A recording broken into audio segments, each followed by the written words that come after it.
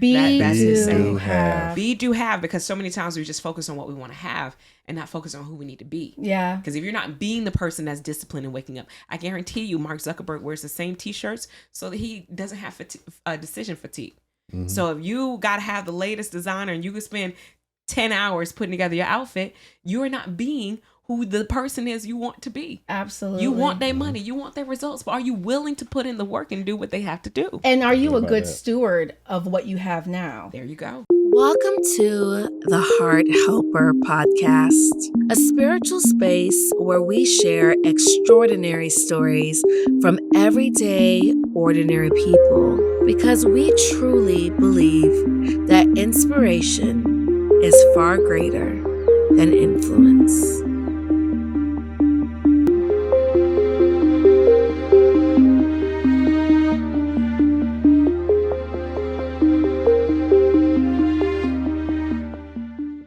Hi, guys. Welcome to the Heart Helper Podcast. I am your host, Jody Smith. We are on season 2, episode 22, and I am super excited, super honored. Today, we have a real estate developer, hotel owner, talk show host, and author, Miss Jessica Meyers. Hi, I am so excited to be here.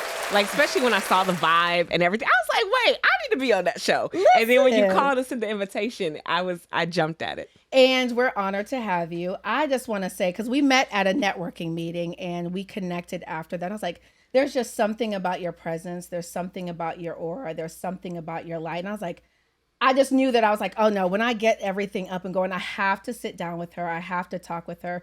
And before we even get started into anything, I want to give you your flowers because there's something so special about you. And when we met and we had lunch and I told you about like what I was doing in my business, my subscription boxes, you are a person that's like, oh no, well, have you tried this? No, I'm gonna connect you. Alexis, oh yeah, Alexis, this is Jody. You need to work with Jody. Jody, she gonna be here. This is it. And you are so giving of your knowledge. You're so giving of your energy. You're so supportive. And that was our second time meeting. You literally, didn't know me from anyone, but you were so giving. You were so kind. And a lot of people will pretend to support you, but you actually put in the action. And I want to give you your flowers. Oh, no. I feel like your net worth is your network. Absolutely. And I definitely feel like the extension of your network, the more people you can connect it with. Like, did you ever play Go Fish growing up where you have to match? Yes. That's how I am with networking. Yeah. That's literally why I created Ignition Zones, because it literally focuses on connecting like covalent bonds. Because if you can imagine like the H and the hydrogen's over here, the oxygen's over here, how they ever get together? How are we gonna get together? Exactly. Well, let's talk about that because I feel like you are an expert networker. Like you could walk in a room and you're just like, oh no, let me talk to them. Oh, you're like, I don't even go to the event to learn about what they got going on. No. You specifically said, I'm going to go watch the video when they put it on YouTube. I'm only here to network. Yeah. So let's talk about your networking events. Let's talk about that. Well, because a lot of times people in their own environment, you are the sum of your environment. Like everything that it took to get you here, you are the sum of it. So Absolutely. A lot of times if you want change, you're like, I can't get things to change. You got to change your environment. And there is no better way to change your environment than an event that's not, you go to the bar and you'll get that type of environment or those frequencies. Or if you go to church, you'll get that type of, If you go to church, you'll get those. So if you go to business-minded things, where do you think you're going to meet? Business people. Because people be like, I can't find no investors. Nobody want. Well, you got to check your environment that you in. Because the environment that I go into, I wear a t-shirt and people coming up to me. Yeah. And your t-shirt says hotel owner. How do you own a hotel? How did you get into real estate development? You have big dreams and visions. Honestly, it just comes from setting the visions high. Whatever I did, even when I was working in media in corporate America, my vision was, what is the top of corporate America? And it was like in New York. And I was like, cool, what's the top media company in New York? CBS. So at 22, I found myself working at CBS in New York. And so I remember calling my dad and I was like, I ran to the top of the ladder. Now what? I'm 22. What am I going to do next? And that's when he said, well, what if the ladder's on the wrong wall? And that's when I changed my perspective of trying to get so fulfilled in this industry and fulfilled in that industry. Where's fulfillment of self? Yeah. And that journey of self-discovery is what then landed me into entrepreneurship, owning my time. Because I realized that... Buying your time back. Exactly. I realized that when I had to borrow from next year to take a trip to Africa, I was like, you know what? For me. Because next year I'm going to go to Dubai. Yeah. The year after that, I'm going to go to Bali. So if I got to keep borrowing time, I'm going to be stacked up and I'm going to owe them forever. So I was like, let me get into a space where I can own my time. And entrepreneurship gave me the outlet to do so through real estate. Because then when I went to go do that, I remember I went to go tell my boss, like, I'm about to quit. And I was working at CBS and I was about to quit. And he was like, do what? I was like, I don't know, but I'm going to figure it out because I want to own my time. And he was like, well, stay here for a year. And I am so grateful for that. He gave me a year to figure it out. And that's when I discovered wholesaling. Wholesaling was a low-risk way of getting involved in real estate, these huge real estate transactions, but being the intern and the bystander to make it all happen. Because the skill set that you grasp as a wholesaler is you actually bring together 3 parts. And I start understanding this. Like, wait, there's a 3-part formula going on. There is the opportunity itself.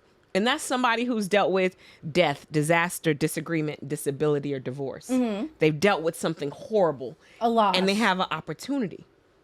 And then you get the skill set know-how, what to do with said opportunity. Like the people who know how to take the brokenness and fix it. Yeah. Like if you go to the hospital, the doctor fixes it.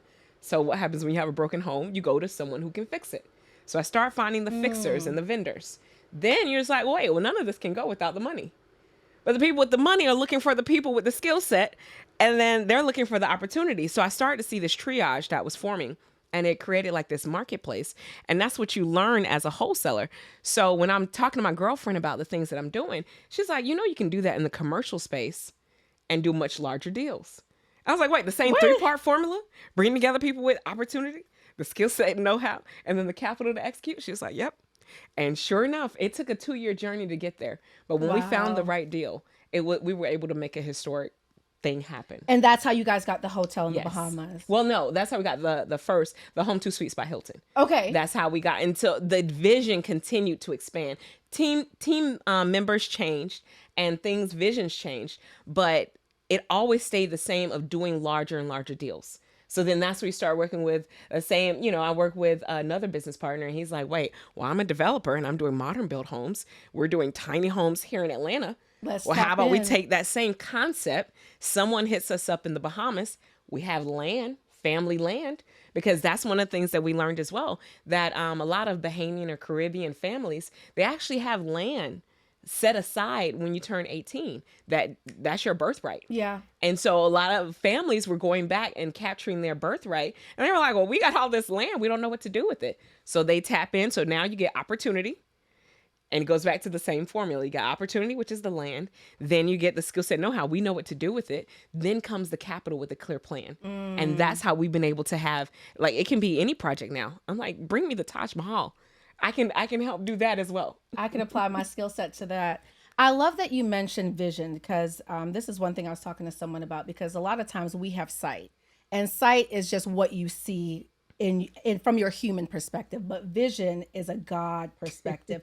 And when you said vision, that was like an aha moment for me, because a lot of times we have sight, we're trying to do what we want to do, but then God gives you vision to do what he wants you to do. Yeah. So when you said that you quit CBS, just like, you know what, something here, I need to do something else. I need to move the ladder somewhere else. Do you feel like that was God's vision for your life driving you? Oh, definitely. And it came at the same time that I was going through a personal development journey as well. And that understanding that, wait, it's not necessarily my past that makes me, but it's the intentionality of who I get to be. And when I understood that, that's why it's like I can do anything or have anything because I know I can be whoever it is I design and architect to be.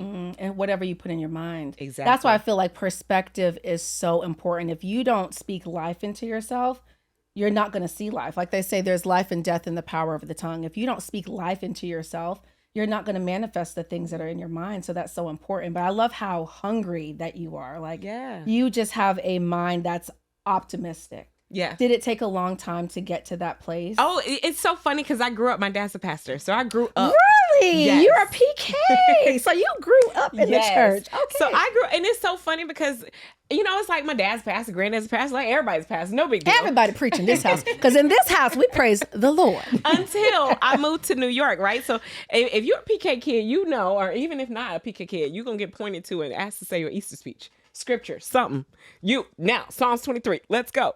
Like we used to get no practice or nothing. Well, we would get quizzed on it. I'm talking about growing. I grew up in, I went to the church school. I was at the church you was Sunday in church, through Saturday. Church. Wow. Yes. So we were entrenched in it. And it's something I took for granted because at the time, I was like, oh, well, I was sheltered. Let me go expose myself to a lot. I didn't Let me go be much. of the world. Yeah. Until I went to New York. And then it was like, I remember purchasing a one-way ticket to New York for a job that somebody was on maternity leave. And they were like, cool, we'll hire you here. Didn't know it's 2009 in the midst of the recession. So when I moved up to New York, one-way ticket, not only did the person who said that I could stay with them change their mind, Changed their mind when you got there? Yes, because they said that someone else had overstayed their welcome and they didn't want to deal with that again. And I was like, find time to tell me at a one-way ticket.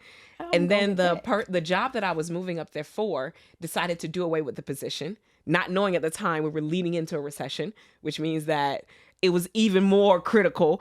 And I didn't realize that the bank I was using was a regional bank, SunTrust. It was only available in the South. I'm familiar with SunTrust. Yeah. My debit card got demagnetized going through security. So the little bit of funds I didn't have access to. So I remember breaking, like, it was like everything. It felt like the weight got heavier on top of each other and heavier. And I remember calling one of the spiritual leaders from church, and she prayed with me, and she was like, faith is the substance of things hoped for, the evidence of things unseen. And I was like, I can recite that. Just you point to me. Faith is. We got a little song. I know the word, faith. ma'am. I mean, she was like, now you live it.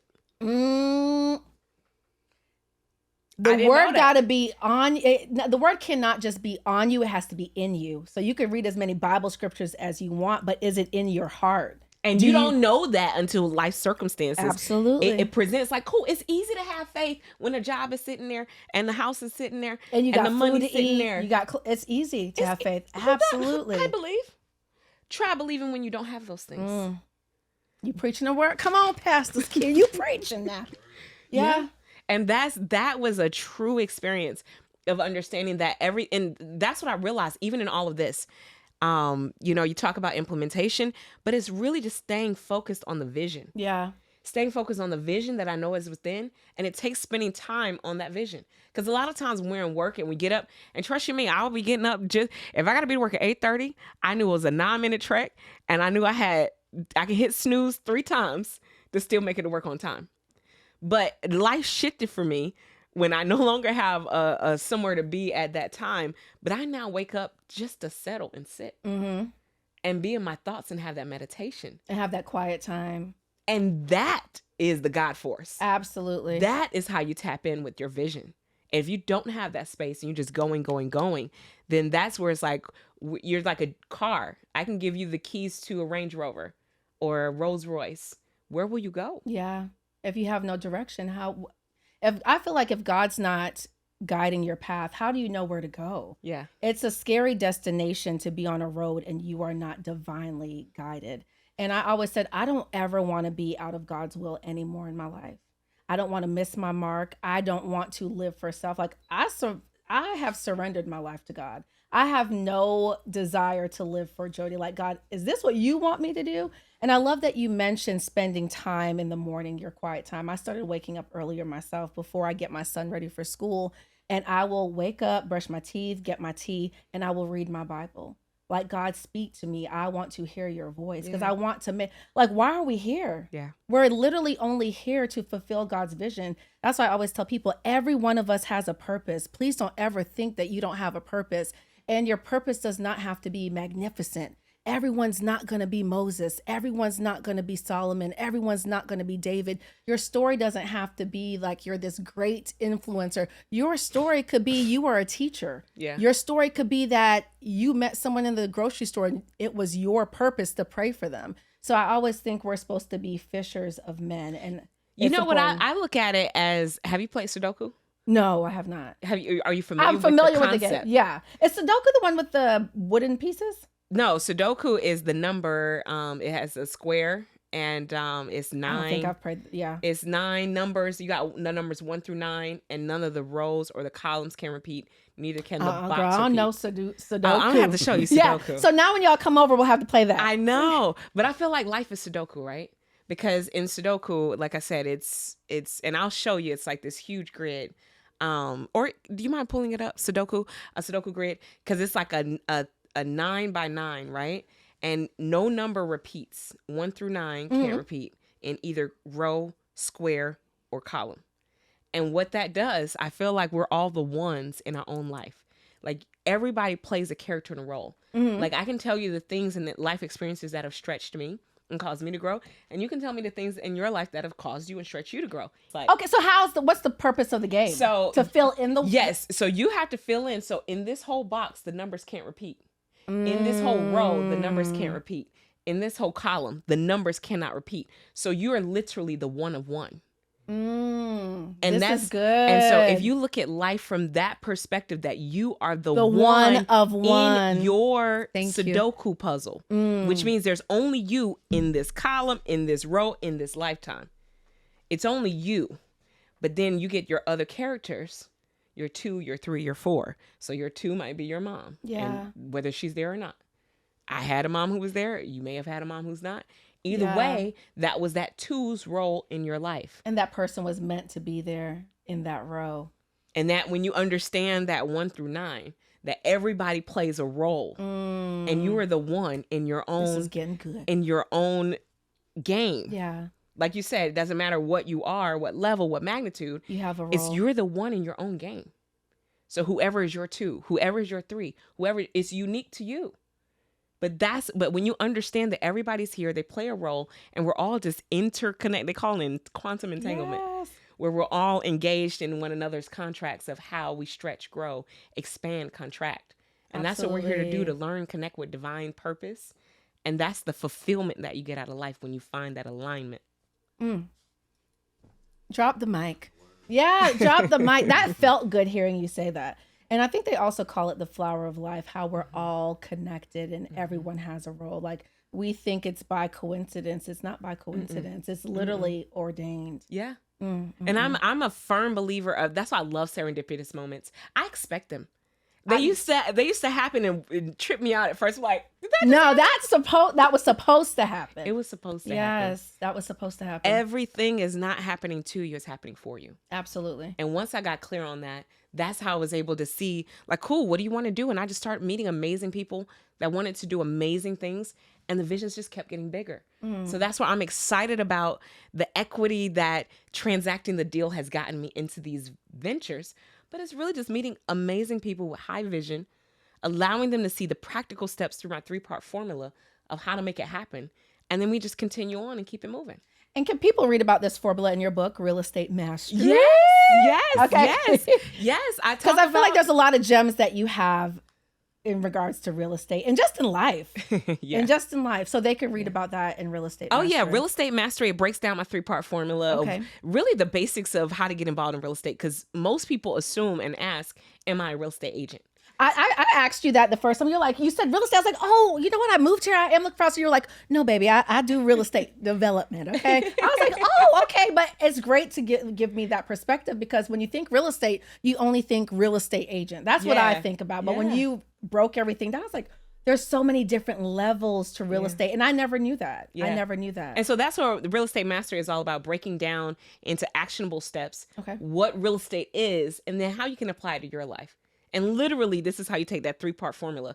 And literally, because I found one thing about science is if it's true here, it has to be true in Bali, in Indonesia, in Dubai, to be a truth in science. And that's one of the things I found in deal after deal that I've analyzed. Wow. It's always been an opportunity, skill set and know-how, and the capital to execute, and you make it happen. I feel like you can apply that to so many things outside of real estate, just life in general. Yes. I really feel like you could apply that to so many different things. That's why I've expanded now into ignition zones, because because even when I realized, so yes, the hotel thing was amazing because my partner had so much hospitality experience. So that was amazing. But then when I was talking to these ladies about mergers and acquisitions, and I love Suits. I don't know if you watched it. Yeah, the show on, yes. I watched it on Netflix. I'm new to Suits. Oh, I My love brother it. was like, you got to watch it. I'm Yes. like, what is that about? But I'm like, oh. It's about mergers and acquisitions. Yeah, I was like, this is actually really good. Yes. So I'm all about mergers and acquisitions. So I'm talking to her, and as she's telling me, I was like, wait, that's the same thing A, we did as a wholesaler. B, that's the same thing in real estate. But because she mentioned something, because somebody in my family has all these assets, and they bought a center for each one of their kids. Oh, wow. And unfortunately, their kids don't want to take on the business. Really? Yeah, that happens a lot. That happens so much. Like you would not believe. I wonder why that is. I wonder if it's because of the responsibility. Responsibility and the same drive and the hustle that it took the parent to get there. The child didn't grow up in that. They don't have it in them. And they don't always, and if you don't take the time to foster it in them, they grew up spoiled. So if you don't take time to foster in the grit it took you to build that business, you can forget they it. just see it as their sight can't see it. Yeah, the vision, the like, vision's just why? not there for them. Exactly, it's not expansive enough, and because that's one of the things, having a vision expansive enough. Because Grant Cardone showed me, he said 10x your vision. Why? Because you probably thought too small. Mm-hmm. So if the vision is not big enough, you won't leap for bigger. You'll just leap for what you think you can see. Yeah. So that's why you have to 10x your vision and change your environment. But understanding, though, just from family, she's ready to retire. She's ready to move on to the next step. Yeah. Like, amazing life, wants to travel the world. But now you have these businesses that you're like, we can't operate without you. Well, that creates then an opportunity where someone else who they are dying to get into the industry. Yeah. Like, I can't wait to get in the restaurant industry. I don't know what to do. I'm just cooking food out of my backyard. I want something different. But what if you can tap into a business like a McDonald's? Like, you like making burgers on the grill. And I'm not saying McDonald's per se. Yeah. But y'all get it. But you can tap into a structure, environment that already has a system, that already has suppliers. Shift and tweak a little bit. And bring your gifts to it. And that's why you got to find a brand that matches what you do. Yeah. You're finding a brand that has the brand standards that you like, but find opportunity within that brand, breathe new life force. So for them, they're ready to retire and they can sail onto I can negotiate with, look, you stay here 6 months, teach me everything, and then leave. Yeah. And then they show me. And I feel like, I love that you say that. Show me how you do everything. Show me the game, and I'm gonna, take it and run with it. I've come to know that a lot of people don't like to show anyone the playbook because they want to be the only one winning. And it's unfortunate that we see that so much in our generation. You're a different breed. You're like, hey, this is how you do this. This is X, Y, Z, Z. Someone else is like. But to me, knowledge, for one, I realized that, and I realized abundance. I realized that there is abundance, like just as much as, because I got so many ideas. I know y'all got idea books. My girl, she came in my life and she was like, take all these notebooks and burn them, please. You had that many notebooks? Yes. I had notebooks, vision, everything. It was everywhere. And then she was just like, nope, we're taking it all due. And I was like, oh, because so for one, you can only execute with so many ideas. Yeah. So to think that if I tell you my idea, you're going to steal it. Well, for one, you ain't me. Period. And you're going to have your own target audience. Yes. Like, you handed me this water here. How many water bottles are there? Exactly. And they still creating. Somebody's still in the lab right now thinking of another. I got new water. And this water's going to, just like with podcasting, there are so many different podcasts, but it's not like, hey, I could show you how to do it. Hey, this is the platform I use. I will not feel intimidated or threatened. If God put a light in you, please shine more light, because we need more people to come to their highest version of themselves. Exactly. So that's what's important. Exactly. And the more people that you get that are sharing and that are caring, the more you can accomplish and achieve. Exactly. And if you don't, then I need you out anyway. Yeah, like. No, seriously, you be blessed. The same way you pray for people, the right people to come in your life, I've come to notice you have to bless people out of your life as well. You wish them well, be on your way. I pray that God guides you, but you, like you said, you have to be mindful of your environment. And Doja and I were just talking about this earlier, because your environment could really ruin everything. Yeah. Ruin everything. Exactly. I've met great people that were in the wrong environment. Yeah. And it tarnished their lives. Your environment feeds you. Yeah. Literally, whether you realize it or not, imagine drinking milk every day in your environment and everything that goes in. Because some people have even met me and they're like, you're putting on a show. And I was like, okay, I can show you better than I can tell you. And then when things happen, they're like, what's in me is coming out, but you got to protect what's going in you. If you're not mindful of what you're listening to, the people because somebody was like, oh, somebody said that was, Well, if you're that weak on your vision that somebody can say something to deter it, that it wasn't for vision. you. Tabitha Brown said that if you really could live without doing what's in your heart, like that wasn't your vision. If it doesn't drive you, if it's not a burning passion, that might not have been your vision. Yeah. And I love that you mentioned being mindful of what you think, what you know, people that you talk to, because your diet is not just what you eat. Your diet's the music that you listen to, it's the people that you speak to. If you're on the phone with people and all they do is gossip about other people all day, those might not be the people for you. They're not gaining, you know, pushing you towards the highest version of yourself. Because you're either expanding or contracting. And if you're working on a vision that's greater than you, I actually heard this leader say this vision. He's over Mind Valley. He said that you should not be able to achieve your goal, at least half of your goal in your lifetime, even if you could. Like that's how big your vision should be. I'm not dreaming big enough. That's where you get Elon Musk, who's like has a vision to go to Mars. Like, could he ever achieve that in a lifetime? I don't know, but he sure found out a lot of technology on his way. Yeah. And that's where it's like on my way, on my journey. I don't know how long into the vision I'm going to get. But that's what I wake up every morning and every night to do. Thinking about it. If you believe, you could achieve it. Exactly. Some people just are not believing. Exactly. Well, some people are living in their circumstance. And it's not, because even with me, I get you, I'm not above it. I dealt with a period where my circumstance got very real. It got very real. Life be lifing. It got very, and the more I thought about it, the more I sat into it, the heavier it became. And you can't sit in it. I always tell people, pick up your bed and walk.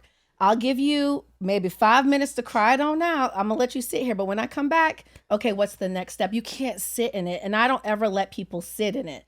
I will, if they don't answer and I know they're going through something, I'll pull up like, hey, you didn't answer my texts, my calls. I know you sitting in this room in this dark. Let's go. Come on, you got to get out of it. You got to pick up your bed and walk, because an idle mind is the devil's playground. Exactly. And that's why I'm grateful for, you know, some of the team that I brought here today, because they all play integral parts of helping to pull and keep out. Because then that's why you have to have people around you that will see you for that. Because you do have some that are watching for you to have that moment. Yeah. And they're like praying on it. Some people will pray on you and not pray for you. Yep. And I'm like, oh man, I'm 36 now, but I'm coming to notice now that I'm sober. I used to drink and I don't anymore. But when I tell you, being sober has really just opened me up to everything. I could see people for who they are, see things for what they are. And I'm noticing a lot of people will pray on you. Yes. And they won't even take the time to pray for you. Yes. You know? Yes. It's woosah. So I know you have over 50 million, correct me if I'm wrong, in real estate transactions. Yep. How sway. So what do you think contributed to that success? Honestly, keeping my head down and focusing on relationships. The more relationships that I was able to connect, mind you, because at first I'm doing it just to, cool. You know, when you're in your moment, you start to get this momentum and you just start, one thing happens, another one, you know, even in real estate, when we started doing development, we were helping one people rid from foreclosure. So we were able to stop there. Then somebody else was like, well, hey, you want to buy a house? I mean, next you know, we're 7 houses later. Wow. 7 projects later. So then we were doing meetups at our projects. So it literally kept snowballing and people start picking up, hearing about what we were doing. So the deals just got that much more expansive that we were able to do. Because remind you, I started getting conscious about what was happening. I was like, wait, I see a lot of things happening, things moving. You know, I'm big on systems and methods. And I started to see that. I was like, wait. And by the time I sat down and did my catalog, I was like, wait, we done did a few things. Things are looking good. I want to, before I forget, you said meetup. Mm-hmm. So you were these investors or people that wanted to go in on that project? So it would be people, part of my 3-part formula. People with problems would come to our meetups. People with, hey, well, we want to be a part of the people with the problems. And the people with money was like, we've been looking for people with problems. So that's why I saw we were creating a 3-sided marketplace of people coming together of all 3. So that's who was coming to the events. Wow. So that's what you think contributed to that success, is really being able to network and tap in with the right people that had similar vision. Exactly. And then that's when I realized, I was like, wait, and because as life happened and life will life, you know, you get a lot of wins, but that one loss, it about took me out. So let's talk about that. What was that one loss? Oh my gosh. It was, so of all the projects that I'd done and partnered with people, I actually decided, was like, wait, let me do this on my own. All right. So you talked about major loss. Was this loss in real estate? What was that major setback? So it was, I mean, when I was on, I ain't gonna lie, when I was on a high, I mean, I was making deal after deal happen. Money was coming in. It was like, ain't no stopping us. Yeah. And then it just became a struggle, like where I went to do something on my own. Normally I had been with partners. And I'm like, you know what? I can do this on my own. And a lot of the investors looked at that project when I was about to buy it and was like, I was like, well, you ain't from Atlanta. You know. Oh, it was in Atlanta. No, it was in a smaller town. Okay. And so I was like, well, you know, I'm from Atlanta. I'm from a bigger city though, so I can handle it. And we were dealing with, you know, 6-figure teardowns to sell them back for 7 figures. So I was like, this ain't nothing. I'm not new to this. I'm true to this. Exactly. But that's when I found you never know how far you can go until you go too far. But I had to repurpose and reimagine what that meant.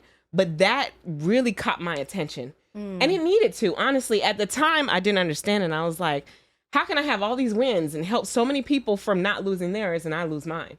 So what happened? Did the project just not go through? Well, I mean, through COVID, through everything, through not bidding contracts, through working on a contract, you know, and not having a stable team. I mean, it's layers. It wasn't just an overnight. It literally was a 10-month battle that honestly, I was tired of fighting. So what did you do with the project? Did you just kind of let it go? Yeah, so you know, that's where we unfortunately lost it due to foreclosure. Really? And that's where it's like I had a lot of wins, but then I had to face that loss on the record. And that was a hard pill to swallow because, like I said, I saved so many other people from going there. And then you had to experience it. Because even that house that we bought, you know, across the street from one of our other projects, they were going through the same thing. Wow. And it got to a point, though, I'm not going to lie, with my mentor, she did tell me, which could have saved me thousands of dollars more. She was like, you're getting over leveraged into the property, which is ultimately you're now putting more money into the property than it's worth. And so that's where she was like, you need to draw a line and cut your losses. And that's when I learned in business that actually people go through that and it's normal. Yeah. I didn't know that. Because you had so many wins. But I love that you talk about that. And I appreciate your vulnerability because a lot of times people only want to talk about their wins and no one wants to talk about their losses. So when people only talk about their wins, you look at what they have going on like, dang, they keep winning, but I'm here taking a loss. Why am I taking a loss? Then it's like, woe is me. God, are you here? But everyone's going to experience losses. Yes. You know, and it builds your character. And it's understanding how to, one of the things that I learned is how to pick back up and rebound. Yeah. I didn't know how to do that. And I learned how to do that through this. And that's why I was like, oh, this is why that happened now. Like at first I was like, oh my God, why me? Like, you know, I help so many people succeed and I do the first thing on my own and it flops.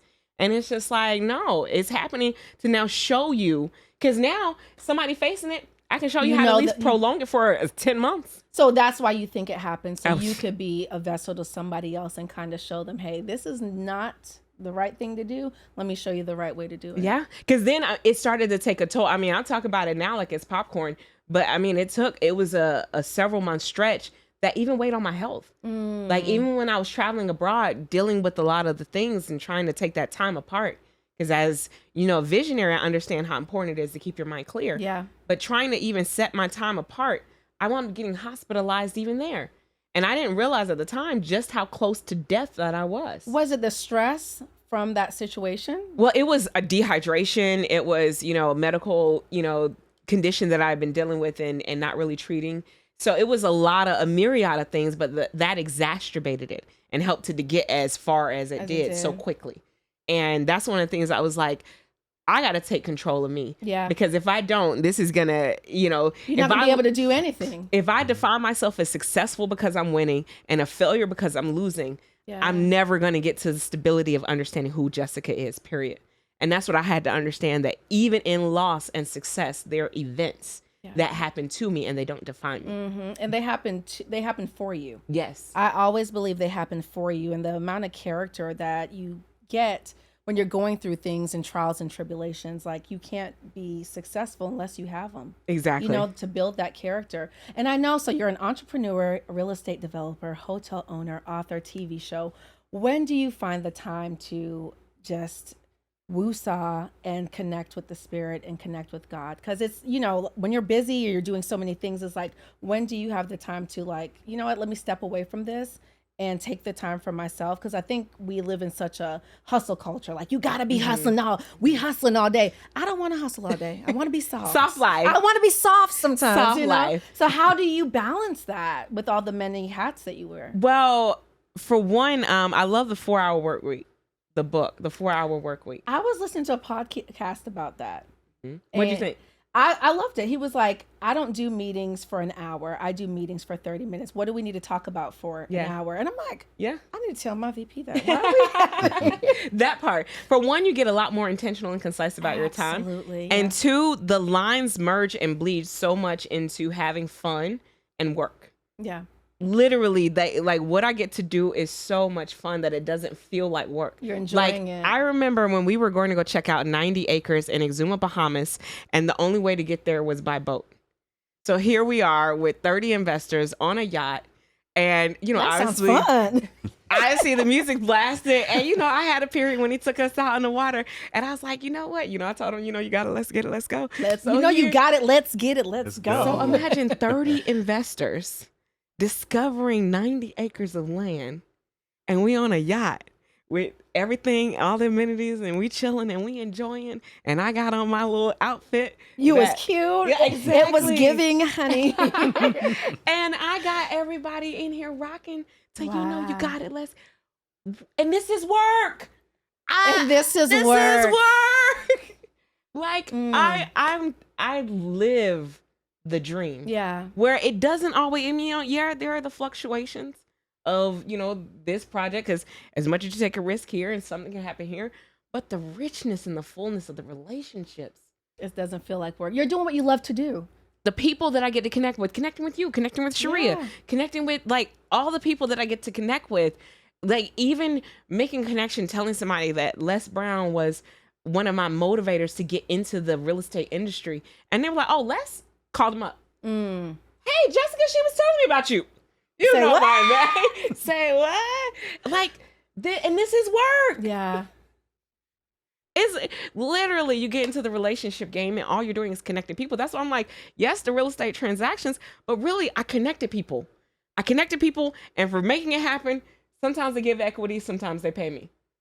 Either way, I'm having a good time. But it's about making those connections. Yeah. And being more intentional about the connections is what I started to build the business around through Ignition Zones. Being more intentional. But really, it's just about connecting people. But first, it starts with connecting with self. And that's where the gratitude journal was birthed out of. Like connecting with self to then be a better connection and stronger bond to others. So speaking on the gratitude journal, let's talk about that, because it's a 90-day gratitude journal, which I have right here. Let's talk. What does gratitude mean to you? Oh my goodness. For one, like I said, when everything is compounding and everything is down, down, down, it's going to keep getting down the more you feed it. Gratitude cuts through like a knife. And I'm just like, oh, it's just gratitude. It will. Have you ever seen somebody with a bad mood you give a compliment to? Smile on their face immediately. You go to the cash register. Can I help you? Oh, girl, I like your nails. Shift the whole. Yeah. Thank you got to be an energy shifter and shaker, and you have the power to do that. As the alchemist. Yeah. As the alchemist. That's one of my favorite books. Me too. That book, I always tell everyone, you got to read this. Did you read this? Yeah, you got to read it. Yes, I love the alchemist. Me too. I say it to everybody everywhere, because not only is it about the journey and enjoying the journey to find the treasure within, but it's about transmuting that energy. Yeah. And when you cut it with gratitude, whatever it is, because as low as I was, where they took this, and because there was a lot of loss that came during that time. I thought it was just the property, and it's like, July 5th, it sold on the courthouse steps. And then July 6th, I had the most peace. But then July 7th is when all the other stuff So it was back to back to back. The other things that kept dumping, and then it just got worse. And I remember talking to my mentor, and I was like, how? I mean, my bank account, my assets. I mean, this is real life. And I know people who have circumstances and situations and are like, but yeah, you must have all of this. Well, no, I didn't. And I had relationships and friendships that turned on me too because of that. They didn't want to see, they don't want to be attached. They want to be attached to a winner, but not a loser. Yeah. So then they turn their back. They like, well, that's we don't how you want to know talk who really supports you. And that's why situations like that, when they do happen, I'm thankful. You got to be thankful, because people will always show their hand. Yes. And gratitude cuts through that like a knife. Yeah. It cuts through it like a butter knife because it stops. You mentioned as a visionary, you tapping into your divine force to see beyond what's seen. Absolutely. If you are trapped in your circumstance and only viewing that will continue to feed it. So gratitude comes and you're like, you know what? As horrible as this is, I'm grateful that I have breath right now. And this second, right now, I have something covering my head if it rains. And we can say whether I have a house or not, but at this moment, I have something that covers my head. Yeah. And if you can at least get to that and envision from that then helps you to start the building the next blocks to get you out. Yeah. And it's shifting your perspective because we all could find something to be grateful for. Yeah. Even blinking your eyes and having vision and walking and being able to wiggle your toes, being able to talk and engage with people. There's something to be grateful about every single day. Yeah. And even in the midst of that, going out with some girlfriends, and I ran into a buddy of mine from college. And he was an entrepreneur. And it's so crazy. We talked about serendipity and synchronicities. It's so crazy because he didn't know what all I was going through. I didn't know what all he's going through. I didn't know he'd become this writer. And he gifted me this journal. He literally gifted me. He was just walking by and he was like, I got some journals. And he gifted it to me. And I was like, well, if you got a random person on the front, how about something with me? Go ahead and put me on there. Okay. How about? And then I was like, I got a couple of inserts and things that I done learned over life. How about? And then so I started doing this practice for 90 days. The first one that he gave me. And within 90 days, because I lost the project in July, and within 90 days, my whole situation changed. And here I am and I was crying. You were talking about Italy. I was fortunate enough to take an Italian cruise. And literally, we flew into Venice, and then we went all the way around the entire peninsula. And there I was like, oh my God, less than 90 days from the start of this journal till now, here I stand in this same journal to write about this amazing experience overseas. I was like, man, life changed in 90 days when I stayed focused. As much as I kept worrying 90 days of this, I kept getting the situation got worse. But staying in gratitude each morning and each night, that discipline, because as much as you be like, I journal once a week. No, you got to be disciplined. If you want to change your life, you have to be disciplined. You have to be disciplined and not be easily distracted. There's so many things that distract us, from our phones to Instagram to Facebook, any little thing, even checking your emails. You have to, I'm telling you, like little things like that distract you. And you do have to be just set in and focused. That's why each morning when I wake up, I'm like, nope. First thing you do before you don't even pick up your phone. You're going to read the word. Yep. You're going to read, but being dedicated goes a long, long, long way. Because that's truly what comes out when you go through adversity. Yeah. When you go through adversity, who you really are is what helps you to stand. If I'm going to make it or bound to drizzle. You're going to sink or swim. Exactly. So I want to talk about who helped you co-write this. So Carl, I went to college with Carl Wright. He actually was an entrepreneur as well. Okay. So when I saw him, I was just so excited for the heavy head entrepreneurship. I was like, heavy head. Oh my God. And just to see what he's been through the years, writing other books and help. I was like, well, let's connect. If you didn't come at the right time to show me the right way, how did you feel? Hey, that serendipitous moment, when you put a phrase on that, I was like right on time. Because, with Kia, with her market, we had just tried to support them at the works. Just trying to show them some love. And I was just thinking, I'm in a unique space where I know it's going to become a destination location. And I don't have to boast. I kind of was like in my head, I'm going to do what you call soft promotions.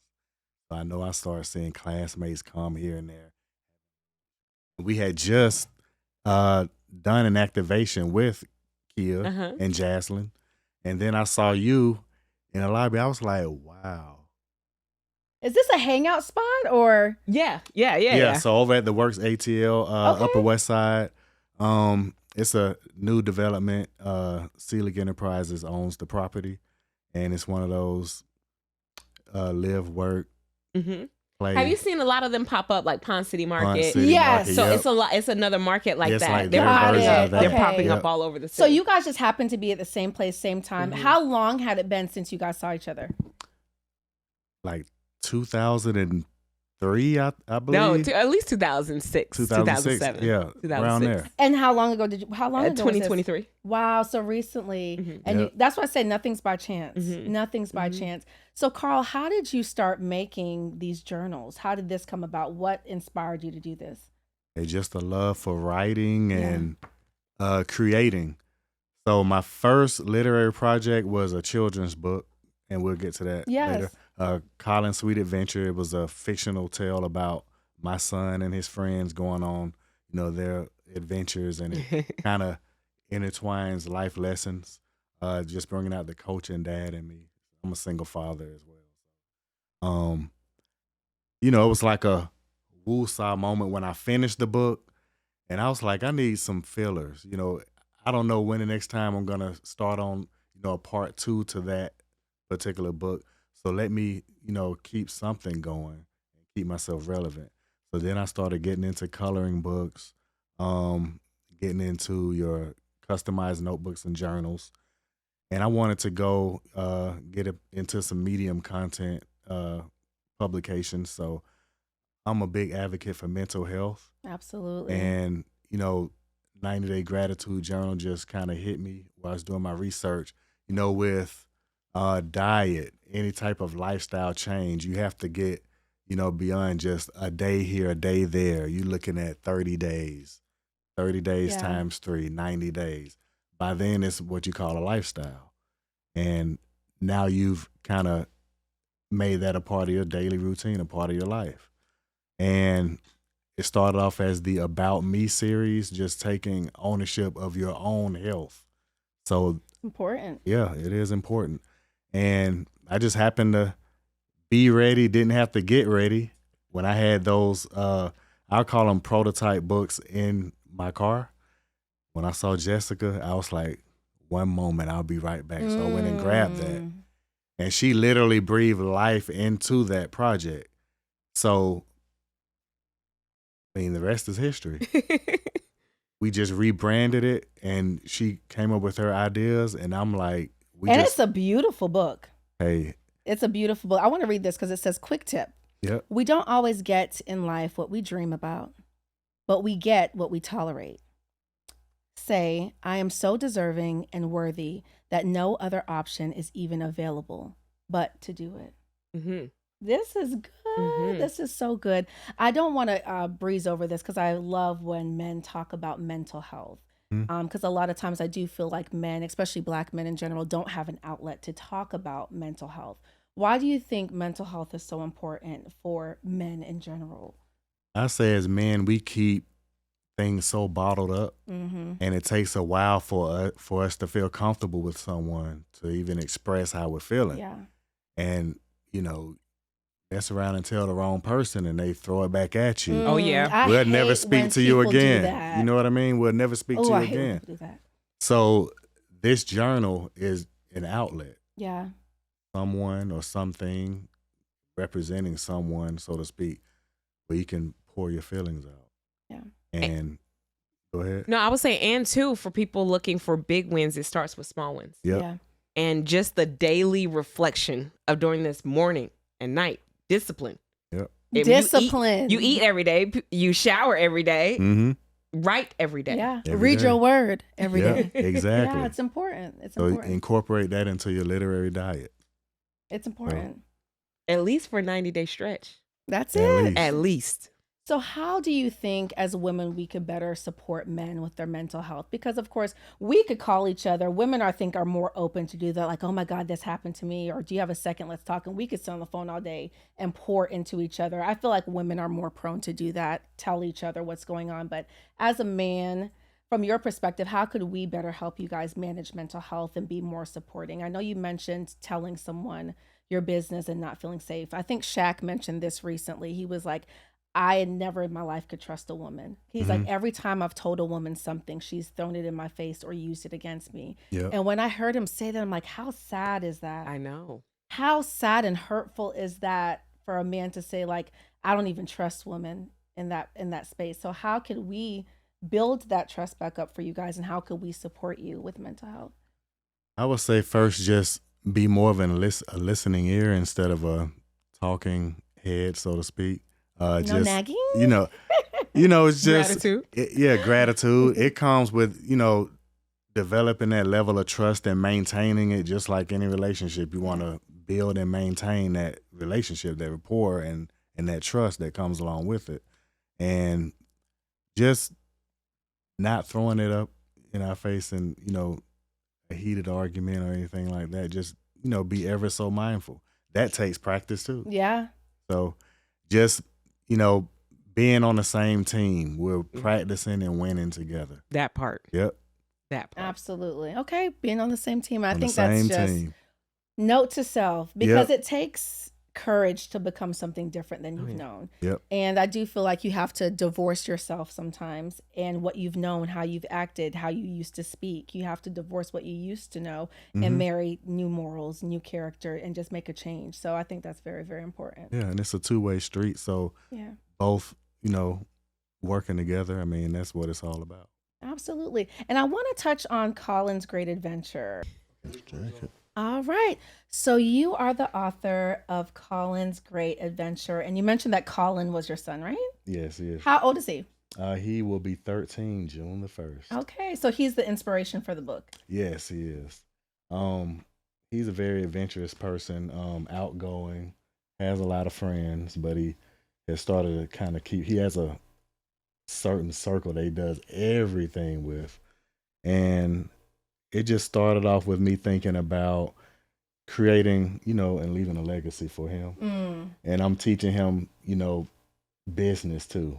So this is important. Yeah, this is an asset, something that you can promote year in and year out. Absolutely. You talked about McDonald's.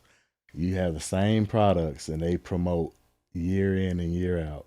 When Christmas comes, you're gonna have that holiday shake. Yeah. Is it the or Shamrock? the McRib. Yeah. Yeah, I was gonna say the McRib. So yeah. So I don't know how people eat it. Every time I see it, I'm like, look. yeah. It's no bones. I can't. Yeah. Hey, But no it way has that's the a rib. shape. Yeah. So that was a representation. I'm like, if you build it, they will come. Absolutely. And I just have been teaching him along the way during the writing process, the editing process, and just having him involved in the illustration. That was the fun part. So he's been on the whole journey with you while you were writing this book. How exciting. And the thing about it is, it started off with different characters. It wasn't about him originally, but then I changed the characters and we kind of went another way with it. And it's like our version of like Willy Wonka and the Chocolate Factory. I love that. So I'm like, every child has, cartoons and childhood memories that kind of mimic the generations before. It's just today's version. Yeah. So that nostalgia for me is his, present day adventure story. So is he always on an adventure? He's always on an adventure. Okay. The book would be a lot thicker if I had included more of what he's been a part of. I also am a mother. I have a son as well. And I feel like boys are always on an adventure. Like, I'm like, could you sit down? Yeah. And I prayed for a son. And I'm like, God gave me 2 sons in one. Because he's always just like, all over the my place. Goodness. All over the place. Oh my goodness. Is he inspired by the work that you're doing? He is. And I just try to let him know, look, you in turn can write a book on your own. Absolutely. And I can help you out just like you helped me with this one. What advice would you give? Because I've written a poetry book, the Book of Real Shit and Flowers in the Garden, more so poetry and self-help. But I get a lot of questions on, hey, how did you write your book? What's the best way to go about writing a book? What advice could you give to someone that's listening to this? Because I feel like everyone has a story. And I would love if more people wrote books, and you never know who's going to catch on to it. You never know who you're going to inspire. But what advice could you give to someone that wants to write a book? The good old 5-paragraph essay. Everybody remember learning about that? And I was like, why are we doing this? So just breaking down the components that I remember from writing or having to write a 5-paragraph essay. You start with your hook. Yeah. And then your intro, and you get into your body, and just really breaking it down in outline format and just tackling each part. It doesn't have to be in order. Yeah. But that sense of accomplishment, you take a break from it, come back to it, and you'll see that you've already done a lot. You just add to it over time. So I was just following the format that I was taught, the way I was taught it in school. I think this is stemming from like the 6th grade. I'm like, I remember those. It's been out of school so long. Yeah, it's like I forgot a lot of things, but I remember that 5-paragraph essay. And I was just thankful. We talk about being grateful. Yeah. That was one of the things that stuck with me from school. And I always say, like, as I write, like, I try not to force myself to write unless I'm inspired. Because I don't want the message to just be something that I'm just trying to throw out there just for the sake of writing a book. So I always say, write when you're inspired. Write as much as you can while you're inspired. And don't keep trying to, push back to it unless you actually feel the need to speak whatever it is that God's telling you. Yep.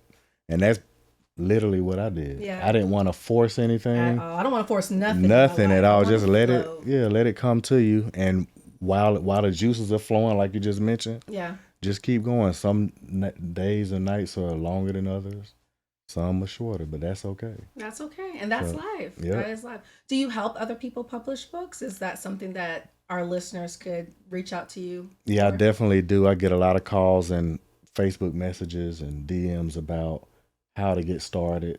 And a lot of times it's just that word of encouragement, like, hey, don't get overwhelmed with what you want to do. Yeah. Just get started.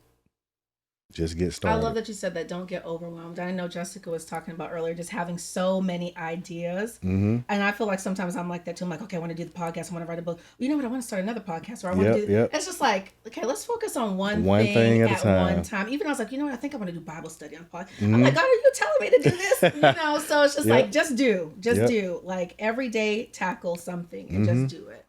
Because you can either be, a person who talks about it all the time, or a person who's being about it. Yep. And that's what I really like about the journal is it breaks it down, because I knew even my mom went through it and she was like, wait, I was like, this is really a book you write.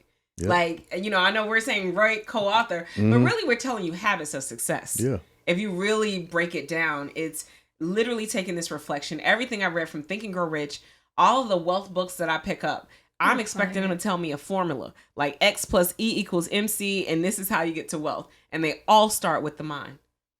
Every single one of them. So really what the journal allows you to do is sit in reflection each morning and each night. If you said that you were going to do X, what 3 things that you focused on just today? Because most times like, I want to make $10 million and write 8 books and have 10 podcasts and that's make a record. All of it. Yep. Beyonce. All of that. And you can do all of it, but how do you eat an elephant? One bite at a time. Exactly. Yeah. Even as big as it is, you can still only eat one bite at a time. So as big as your dream is, as big as your lifetime is, that's why you want to set the vision first. But then what are the daily steps that I'm taking to get towards it? What are the small? So in the morning, I set my intentions I'm grateful, which puts me in high vibration. This high vibration now doesn't have me focus on the dirty floor. I'm now seeing the clean ceiling. So that shift alone now allows me to see bigger and brighter. And now that I'm seeing bigger and brighter, what 3 things am I committed to? It's like, cool, hey, hurry.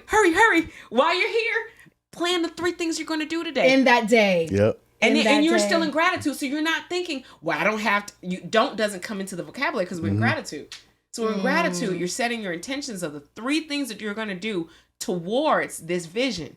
And now it's not an overwhelming, well, I got 10 podcasts and I got this and I got that, because every day you're only focusing on 3.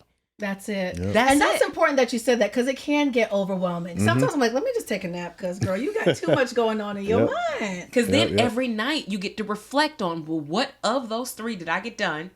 And then now setting that intention, or what do I affirm? And then now through your sleep, setting that intention in your sleep, that's where you start getting divine connections. Yeah. Literally, I'll wake up at 4 or 5 with an answer to something that I was intrigued about, or something that didn't get done for my evening reflection. Because you have everything within you that you need at all times. You just everything is in it. you. But you got to tap into it through focus intentionality, and taking the discipline to reflect on those 3 actions. Absolutely. And I always say we were born a seed. And you mentioned earlier getting yourself in the right environment. You're already born a seed. Everything that you need to become, God has already put it in you. You have to put yourself in the right environment to be able to grow. Absolutely. You have to surround yourself by people that are going to water you. You have to surround yourself around people that are light so you could actually get that nutrients. But if you're not around the right people or in the right environment, you're not going to sprout into that garden. Absolutely. You're not going to become. Yep. So what does self-discovery look like to you guys? First, for me, holding yourself accountable. And that's something, I'm kind of piggybacking off of what you said. That journal is your accountability partner. Yeah. Yeah. You're holding yourself accountable. You're holding yourself accountable. And, at the end of every day, you're looking at it like, hey, I did that. And that's that added motivation to move on to the next day. Next thing you know, you're at the end of the book. 90 days, time to get another. I did that. So, what about you, Jessica? You know what I learned about self-discovery? And so I learned this principle called be, do, have. Be, do, have. Be, do, have. My mentor, she was like, cool. So I think about, who do you need to be to do what you need to do to have what you desire to have. And when she said that, I was like, just like faith, you get it until wait. Because I was like, something near and dear that I wanted to be was a mom at that time. And I wrote down, how do I be a mom when I'm not having a child and I'm not doing that? And she said, well, what is it that you get out of being a mom? And so I start writing down the attributes where I get to mentor, I get to do this and I get to do that. And I start listing all those things that I get to be, but I can't, right? Because, anything else you can say, well, money, I want to be a millionaire. Okay, well, then you can go, well, what does a millionaire do? But a mom, I'm like, well, I can't have a baby. I haven't at this point had a baby. So I was like, what does this mean? And that's when I really started to look at all those things that I wrote out. She was like, can you be those things without a child? Because this is what happens, right? We'll put our circumstance to intercept. And like, there's no way, you don't understand. You don't have what I have. Yeah. And so that was the wall thing for me. It's like, well, you can't make up a baby. But when you understand that I can still be a mother, yeah. Yep. I can still impact. And that really inspired some of the programs. I go back and speak at career days all the time. Yeah. I've done educational entrepreneurial programs, 13-week programs for students and children. And I'm just like, well, here I am being all of these things. So we talk about self-discovery. I get to discover so many aspects of myself and realize it's not the limitation. Being a mom is not limited to just birthing a child. Absolutely not. Yeah. It's now in all of these other things that I get to define. And so when you talk about self-discovery, what else do I want to be and not limit based on my circumstance? Yeah. Not limit based on it doesn't look this way. And that's when I opened up to how I can be all of these things. You ask, how do I be a talk show and this and that and all these things? Because I'm just being. And I'm very intentional about who I be and the activities I get to do in that. And that allows me to have so much peace in everything that I desire. Absolutely. Listen. Hey. What is it? Be, do, have? Be, do, have. Actually, I think Benjamin E. Mays actually. That's his do, have. Be, do, have. Because so many times we just focus on what we want to have and not focus on who we need to be. Yeah. Because if you're not being the person that's disciplined and waking up, I guarantee you Mark Zuckerberg wears the same t-shirts so that he doesn't have decision fatigue. Mm-hmm. So if you got to have the latest designer and you could spend 10 hours putting together your outfit, you are not being who the person is you want to be. Absolutely. You want their money, you want their results, but are you willing to put in the work and do what they have to do? And are you a good steward of what you have now? There you go. In Matthew 25, it talks about being a good steward. You're asking God to bless you with all these things. You're not taking care of the stuff that you have right here. Mm-hmm. You're not taking care of it. So being a good steward of where you are right now and being grateful. That's the key. Grateful. That's the key. Oh, yeah. So as we wind down, I always want to see what you guys are working on. What can our listeners expect to see from you guys? Any more books, talk show? I know you guys could check out Real Estate Mastery. Yeah. But what else do you guys have that you're working on that we could expect? We've talked about quite a few things. Jessica's full of ideas. I could only imagine. Listen, full the ideas. The ideas. So we're looking at developing a series. We don't know how many parts. It could be 3 parts. Yes. A series of what, journals or podcasts? So for one, a very powerful book, and don't get me now on the author, but The Secret Power of the Magic. Are you familiar? I haven't read that. The Secret Power of Magic. No, The secret, the power, and the magic. And the magic. magic. I have not read You that. don't remember The Secret, the book? The book, The Secret. Yes. It's a 3-part series. Oh, no, I've only read The Secret. So The power and the secret. The magic, yeah. Okay. The power I haven't- and magic. So secret is about law of attraction. Power is about love, and magic. Is about. And I love gratitude. love, so I definitely got to read that. Oh yes, that book changed everything, for me. So I was very inspired to write another series based on you got it. Let's get it. Let's go. And do a 3-part series because each one means something so totally different, and it's literally something that I tell myself to tap in. And it's like, you got it. Like, You know you got this. Mm-hmm. Let's get it, man. Positive affirmation. Let's go. Yeah. So we're working on developing a series like that. And like I mentioned, ignition zones. It's really about, it was getting started. Because I feel like, I can help you when you're there. Let's go. But it was so many people. It was like tough to get started. Like, wait. You know how you Connecting. Give 'em that push. you hop in the car. You be like, I'm ready to go. And the car won't start. My battery's dead. So you take it to get ignited. And so that's what we're building through ignition zones. And It's how ignition get zones, can people you tap ignited. into that? That is a networking meeting, correct? Yeah, so Ignition Zones is really a community that I'm building, and through programming that will have trainings and workshops and things like that coming up to really help people tap into how to ignite that inner spark to then, like when we talked about visionary and we talked about all these things of how to be the master to shift your life, we're teaching people how to be alchemists of their own scenario. And that's so necessary. Yes. So many people, I always say, are sitting on $1 million ideas, but they just are not inspired. That's why I'm always saying, like, this podcast is about sharing inspirational stories, not just influencing people, because anyone could influence you. Like, okay, let me influence you to buy this shirt or buy this book or, buy this or just this, dress like this or buy this makeup. But when you inspire someone, that's me igniting something in you. So you could then take that match and light someone else up. Absolutely. So inspiration is such a big thing. Oh, yeah. So that's what we're doing at Ignition Zones, ignitionzones.com. Okay. You can find me at It's Jessica Meyers on all major platforms. But that's the thing where it starts with gratitude. Absolutely. It's like, how do you begin the journey without? It's the journey within first. Got to start there. You got to help your heart. Exactly. Okay. We got to start there. And I'll be sure to put all of their information in the podcast description. So please reach out to them, connect with them. As you guys could see, they're a wealth of knowledge. And I hope you guys got some gems from this episode. So as we close out, I always like to ask my guests, I'm going to start the sentence and you guys finish it with whatever comes to mind. Okay. Okay. So we'll start with you. I am greatness. I can.